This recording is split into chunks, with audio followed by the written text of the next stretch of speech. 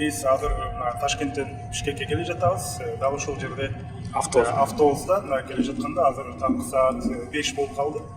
Бишкекке жетейин деп калдык. Биз ошол Нурлан Токотаев, бул Эржан Токотаевдин атасы менен чогуу келе жатабыз. Үй бүлөбүз менен Ташкентке барган экенсиз. Ал жакта оюнду көрүп айттыңыз да, ошол тууралуу кеп козгойт эле. Ташкентке качан бардыңыздар, кимдер менен бардыңыздар, үй бүлө ушундай балдар менен барып чогуу бардыңыздар? Саламатсызбы. Ооба, биз Эржан оюнуна ата-эне катары поддержка берип койгонбуз. Барып койгонбуз. 20-сында чыктык биз. 19-сунда кечинде чыктык. Жол жүрүп, эртеси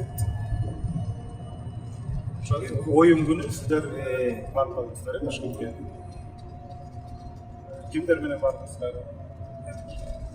Үй бүлөбүз менен кызым эле калып калды, окуусунан модульда сабак этип калып. Бул келинчегим анан кичүү иниси бар ошол. Анан дагы биздин тайкелери бар, тайкелери дагы кошо биз менен барабыз деп 10 киши болуп бардык. Бир бөлүгүбүз машина менен келишкен, алар өзүнчө келишти, биз балдар менен машинада кысылбай автобус менен барабыз дедик. Автобус чындыгында ыңгайлуу экен. Анан жана чек арадан өтүп атканда сүйлөшүп калганда айттыңыздар, биз башкача көз караш менен карайбыз депчи. Анткени биз жөнөкөй күйөрманбыз. Кыргызстан ойногондо жалпы Кыргызстанга күйөрмандык кылдык да жөнөкөй. Сиздер ошол Бунёткордо трибунада болдуңуздар. Ошол оюнга сиз ата катары кандай сезимдер менен көрдүңүз, ошол бөлүшүңүз? Сезимдерди мындайча тил менен айтууга кыйыныраак болуп калат экен. Өзүнчө бир эмекенде нерв аз адамдар андай жерге барбаш керек. Мисалы, Нерви жукалар, нерви жукалар. Биздин мамам, апасы матчтарга барбайт.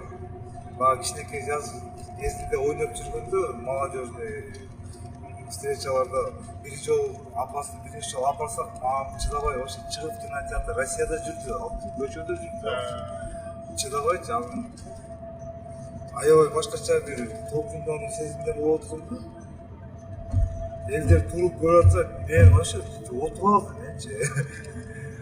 Бир жылчык болот да, көрүп аттырманычы, кишилердин арасында кандай болот. Чабуулдар болгон убакта сиз ошолду карап эле турасызбы? Ооба да. Үнүмдөн бүтүп калды уже. Кыйкырып атып, өкүрүп атып, ушундай эмоцияны чыгып, буулда чыгып калат экен. Пенальти болгондо кандай? Ошол убакта айтып берсеңиз кандай? Ошо ишендиңизби тосуп кетет деп? Конечно, ишенесиң да. Анча деле пенальтилер менен турганда всегда ишенесиң.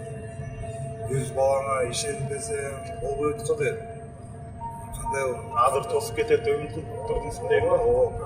Аябай үмүт. Азыр чыкса, бул деген психологический жактан бизге балдарга аябай көп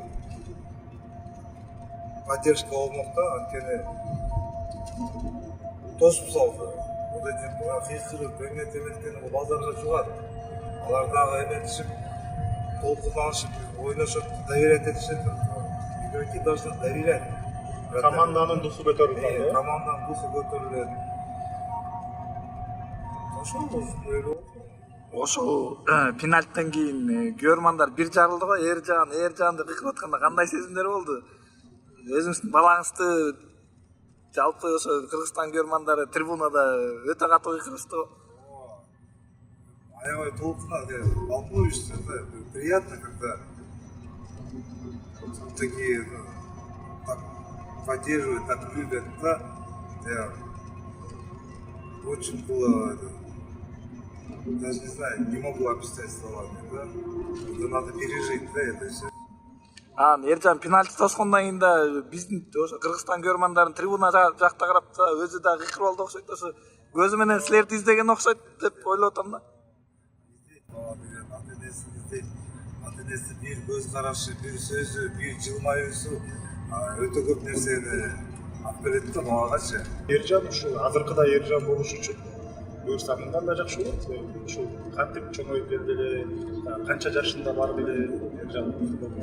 Мен дагы убагында ошол убагында Дордойдун клубунда дарбазач катары ойночумун да. Анан оюндарына энеси кошо мени жанымда жүр деп кошкойчу. Бар оюндарда ойноп жүрүп анан бир маалда айтып калды ушундай: папа, мен да сиздей болуп вратарец болуп көрбөйүнбү, башка вид спортуга алып көрбөйүнбү деп. Хорошо деп. Ошондон бери Дордойго келип бүт баскычтардын баарын өтүп чыкты. Андан кийин Казакстанда, азыр Турцияда, азыркы деңгээлге жеттик. Демек машинаны эле Дордойдон баштады, Эң алгачкы тренери Владимир Садовский, Григорий Садовский. Ошол эмесинен Кужигин, ошолор Мууну да, ошол муундарда местин да. Ошол убакта демек сиздин ойногонуңузду көрүп жүрүп, анан ал кызыкты, Демилге өзүнөн чыкты, мен өзү болом дедим же сиз аны дарбазач болуп дедиңизби? Жок, мен өзүм футболист болбогондон кийин, мен боксер болгондон кийин боксер болгонду каалачумун да. А футболду өзү каалады да. Өзү барайын деди, папа мен да. Ал маалда ал дзюдоист болчу вообще. Ага, чейин дзюдо барып жүрдү эле. Жок, бизде плавание, борьба, бокс чечти. И ошол маалда ал дзюдо менен заниматься жүрүштү. Папам футболист болбойм, дзюдого барбайм. Призер жакшы эле күрөшчү. Соревнованияга чыгып, это не моё деп калды да папам.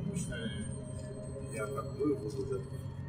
И футболго келип кызык ошондон кетти. Биринчи биздин эмебиз 15 жашында Дордой менен контракт болуп, биринчи 15 жашында контракт. профессиональный контракт. Профессиональный контракт подписан с Дордой.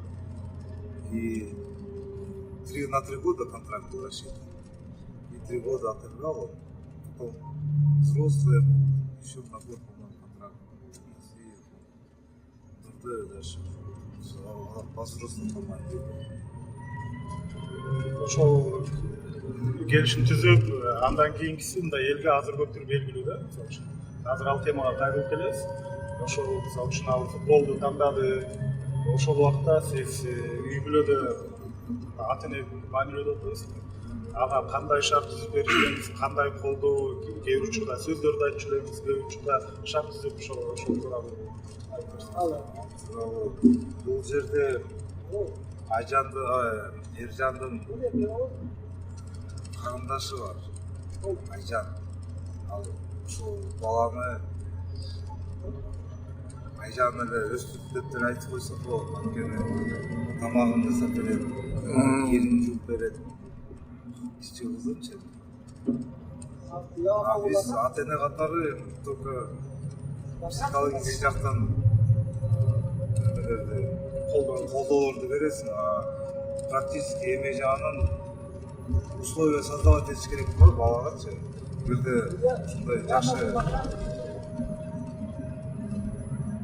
багыт алып алса, анан кийин пока у него этот огонь не погас, надо чуть-чуть подтапливать, да, и родитель должен помогать ему, да.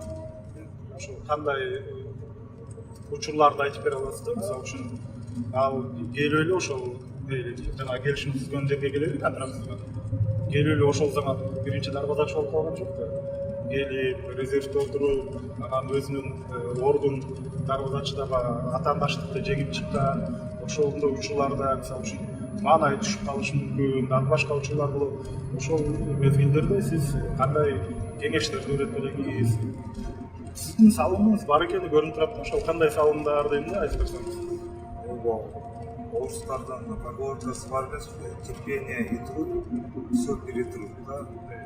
Это было основное, да, у нас. Это вратарская позиция.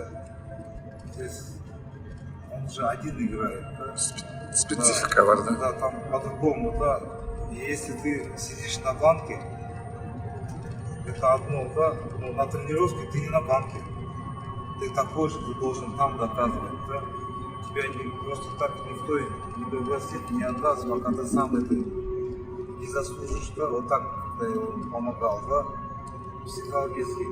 Ну, когда начал, тоже говорил, да, папа, я хочу играть в основе дурдоя, но я не могу туда попасть, потому что там уже ребята давно тренируются. Но вот вратарскую позицию я могу занять. Ну, хорошо, ребята, если ты хочешь, надо трудиться.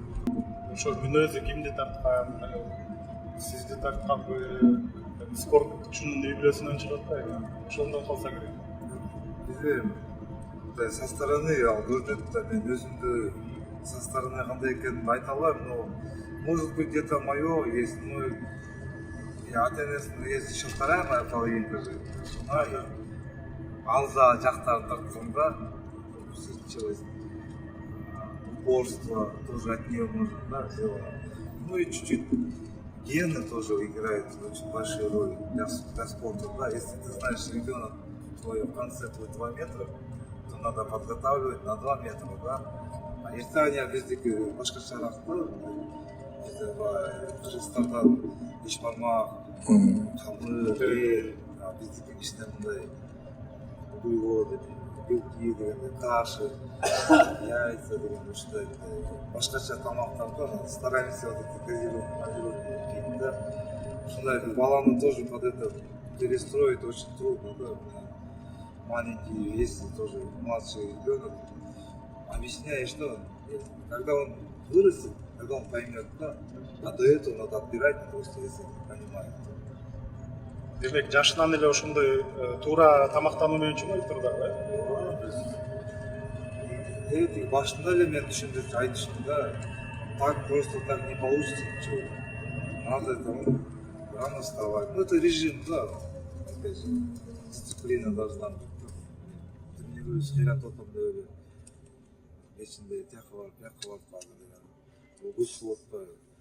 Эми Эржан тиги Казакстан чемпионатынан андан кийин Түркияда үйгө деле көп келбей калды окшойт да.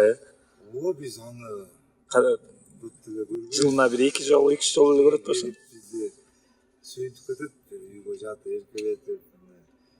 Кайра бат эле кетип калат. Сагынат, сиздер да сагынасыздар дейм да. Конечно. Азыр жакшы телефон бар.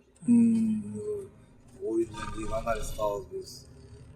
Так сделать, может тебе что-то надо здесь добавить, надо здесь что-то добавить, надо. Ну, я как со стороны, как отец, правильные вещи можешь подсказывать, а другой заинтересованный человек свое будет говорить, да?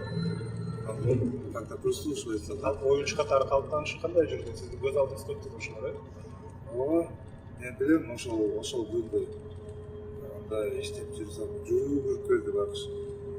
Жүгүрүп, папа меня расширенный состав. Биринчи эмес, да? Да, взяли. Ал кандай дейсиң? Ушундай состав. Сен койдуңбу, жок койдум. Ай, баласы. Позвали, это хорошо. Классно. Ты же там не первый.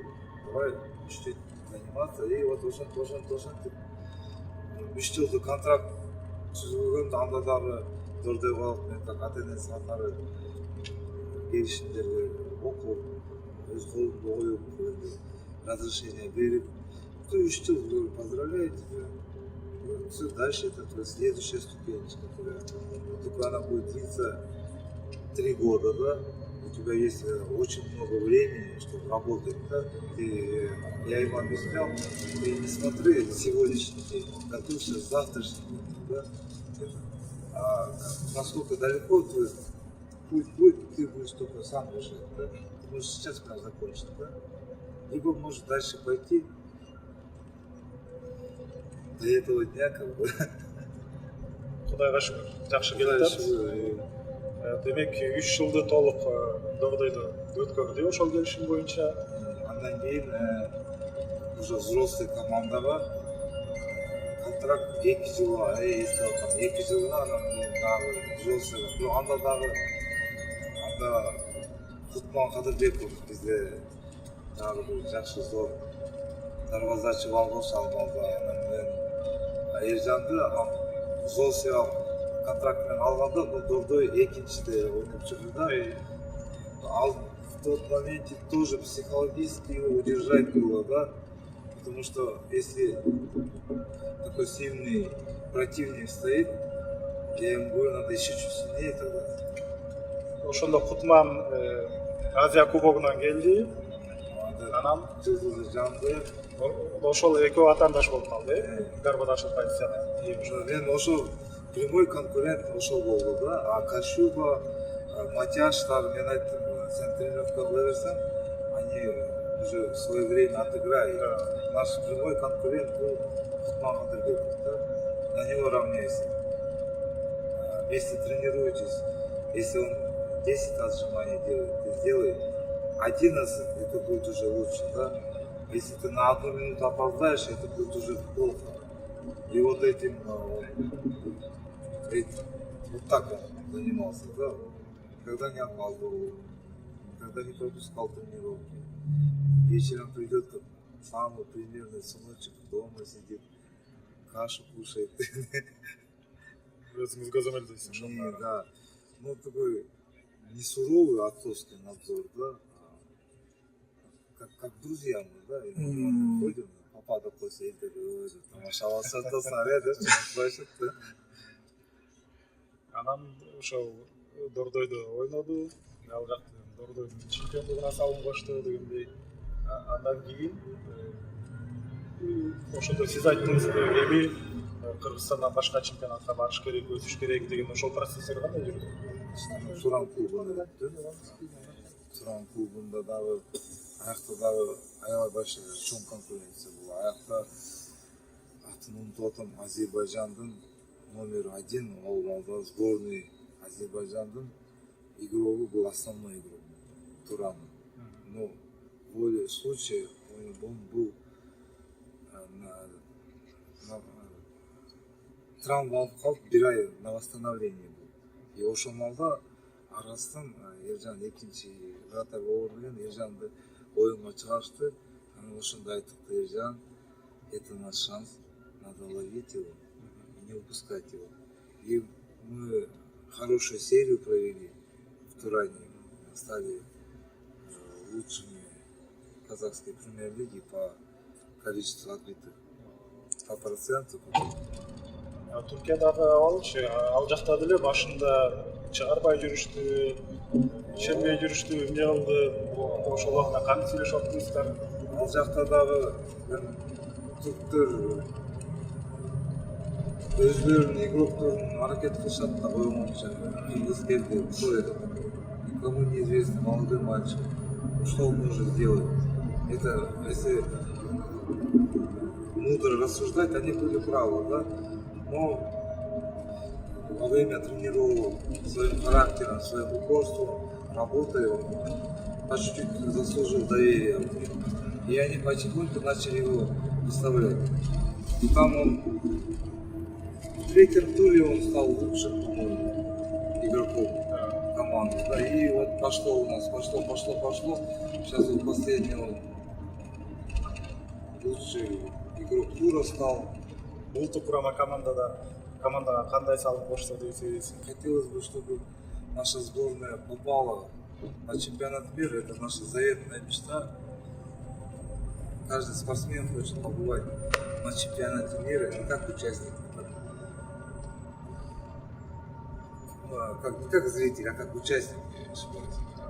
И вот у нас основная мечта попасть на чемпионат мира вместе с нашей сборной и помочь, да? И сейчас в государстве у нас большое внимание уделяется этому, да? И хотим, чтобы на нашей будущей строящейся арене болельщикам такой сюрприз сделать, да? Да, бизден Кыргызстан, во многих же странах же есть, да? Ержан, сколько шли, видишь, до этого дошли. Теперь где-то 2-я ступенька. Еще можно дальше пойти, может еще дальше. И вот основное, на чемпионат мира, вот наши соседи узбеки одним шагом остались, да? Это большой труд.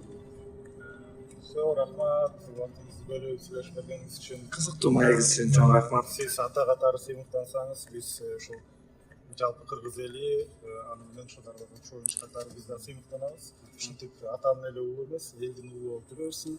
Ержан Токотаев. Бул маек менен да Бишкектен келип калдык. Бишкекке да келип калдык. Мына Адилет экөөбүз ушул жерде Нурлан байке менен үчөөбүз кантип Бишкекке жеткенибизди да билбей калды. Алдыда катар менен болгон тешке баарыбызга ийгилик экен да.